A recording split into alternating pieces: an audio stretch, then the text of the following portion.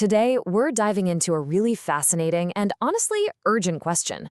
In a world that's being completely rewritten by climate change, how do we even begin to restore nature? It turns out the old rulebook, well, it's being tossed out the window. So let's explore the new, more dynamic playbook for designing tomorrow's nature. So let's kick things off with a pretty foundational question. When you see a forest that's been scarred by fire, or maybe a wetland that's just choked with pollution, what's your first instinct? I mean, what does fixing it even mean? Well, for decades, the answer seemed pretty simple, pretty intuitive. You just make it look like it did before. You try to turn back the clock to a time before all the damage was done. And for a long time, that was the absolute guiding principle of ecological restoration. This whole approach really hinged on one single goal, what they call historical fidelity. Experts basically became ecological detectives. They'd use old records, dusty maps, and maybe some nearby untouched sites as a kind of blueprint to literally recreate the past. And look, this whole idea was only possible because it was built on one massive assumption. Scientists call it stationarity, this belief that, yeah, nature changes, but it only varies within a stable, predictable range. It assumes there's a reliable normal that you can always go back to.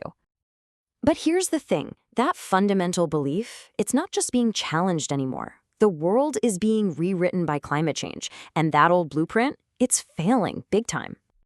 You know, this concept of stationarity was the bedrock of restoration science for decades. It gave experts a fixed target to aim for, a historical baseline they thought they could trust. But that assumption, it's now completely broken. Rapid, human-driven climate change has absolutely shattered those predictable limits. The normal of the past is just no longer a reliable guide for what's coming in the future. And it's broken because we're not dealing with little variations anymore. We're facing a world with a whole new set of rules. Higher average temperatures, totally different rainfall patterns, way more powerful storms, and more CO2 just hanging out in the atmosphere. Trying to plant a forest based on 19th century conditions today, it's kind of like trying to build a snow fort in the desert. It just won't work. And if you want a number to put on it, get this. Some studies are predicting that within this century, as much as 50% of the land in certain areas could become climatically unsuitable for the ecosystems that have always lived there. 50%. Sticking to the old blueprint could mean setting these projects up for, well, catastrophic failure. So, what's the solution?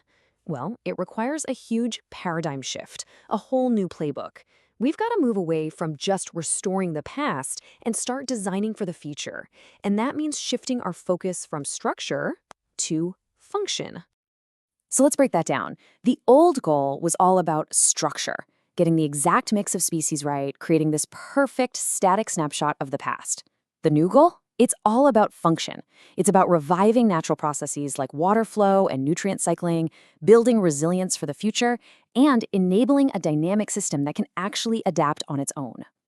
In other words, the new focus is on restoring what ecosystems actually do for us. These are called ecosystem services. You know, the real, tangible benefits we get from nature, like clean water, flood control, healthy soil, and regulating our climate. And this has led to a really powerful new strategy called ecosystem-based adaptation, or eBay for short. The idea is actually simple, but it's brilliant.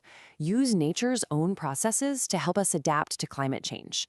It's about restoring a wetland, not just for the birds, but so it can literally protect a town from flooding. So what does this actually look like on the ground? Well, this new philosophy has created a completely new adaptive toolkit for folks doing restoration work. For example, instead of just trying to rebuild a salt marsh to look exactly like it did 100 years ago, now we restore mangroves specifically because they are incredible at protecting coastal towns from storm surges. We revive wetlands, not just for the wildlife, but because they act like giant natural sponges, helping manage floods and droughts. It's about harnessing nature's solutions to solve human problems. This new thinking is even changing how we plant a simple forest. The old rule was you only use hyperlocal seeds from that one spot. But now, the idea is to broaden the gene pool to increase diversity. Some projects are even using what's called assisted gene flow, where they bring in seeds from places that are already warmer and drier to basically future-proof the new forest.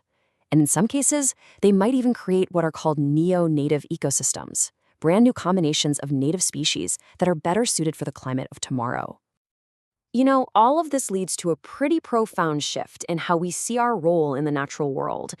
It's less about being a historical curator, trying to preserve a perfect museum piece, and more about being a forward-looking designer, someone who's embracing change and even the unknown. And this means we have to accept the reality of what scientists are now calling novel ecosystems. These are entirely new combinations of species, some native, some not, that are forming all on their own in response to these changing conditions. They're groups of plants and animals that have literally never existed together before.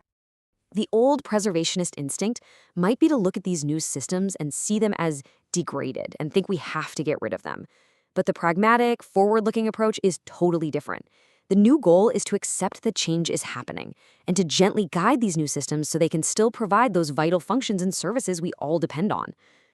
And this quote, I think, really captures the heart of this entire shift. This isn't a story about giving up on nature. It's about changing the entire objective. From painstakingly recreating the past to creatively and thoughtfully designing a future where both people and nature can be resilient and thrive together. So we'll leave you with this final thought to chew on. As all those historical baselines become less and less relevant, this new approach challenges our most basic ideas about what conservation even is. In a world that's defined by constant change, what does a truly natural ecosystem even look like anymore?